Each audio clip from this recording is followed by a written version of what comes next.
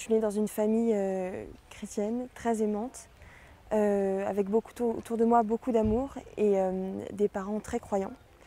Mais à l'âge de 6 ans, mes parents ont divorcé et maman s'est remariée avec un autre homme.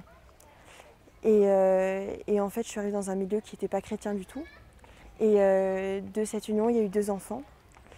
Il y a eu une petite sœur, puis un petit frère. Et mon dernier petit frère, étant le 6e, ma maman était très occupée. Et du coup, elle m'a beaucoup confié sa charge. Et c'est un rôle que j'ai pris très à cœur et qui m'a beaucoup épanouie, ce rôle de grande sœur.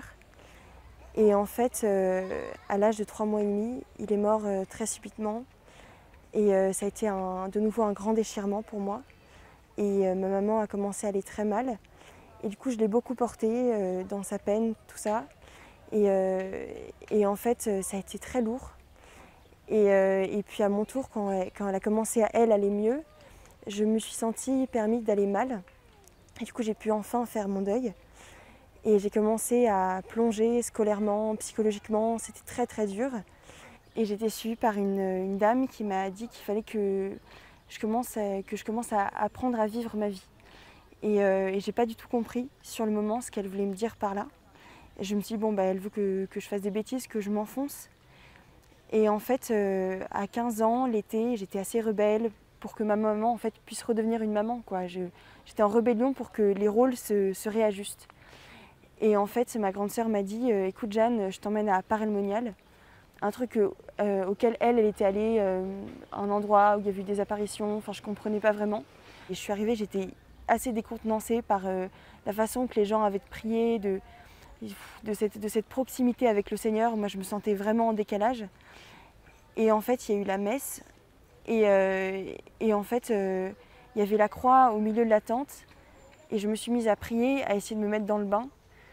Et à ce moment-là, j'ai eu comme une sorte d'effondrement intérieur où j'ai comme si j'avais un énorme sac sur mes épaules qui m'était enlevé.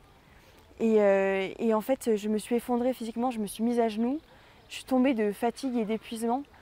Et j'avais déposé tout ça au pied de la croix. Et en fait, j'ai une grande libération, j'ai senti une grande libération, une grande joie. Et toute la session qui a suivi, j'étais pleine de légèreté, de joie de vivre, de bonheur.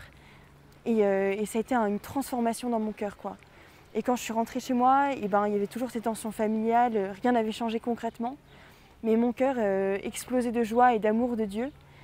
Et toutes ces cicatrices, tous ces pardons qui ont été à faire, qui devaient être faits, j'ai remis mon cœur à Dieu et en fait ça a pu s'opérer. Et là ça va faire 5 ans, j'avais 15 ans, aujourd'hui j'en ai 20.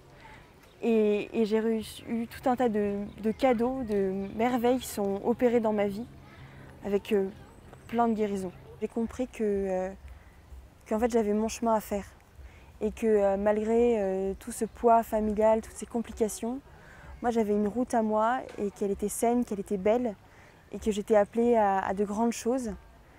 Et j'ai senti une vraie libération dans le sens où je me suis dit ça ne va pas m'handicaper pour la vie. Voilà.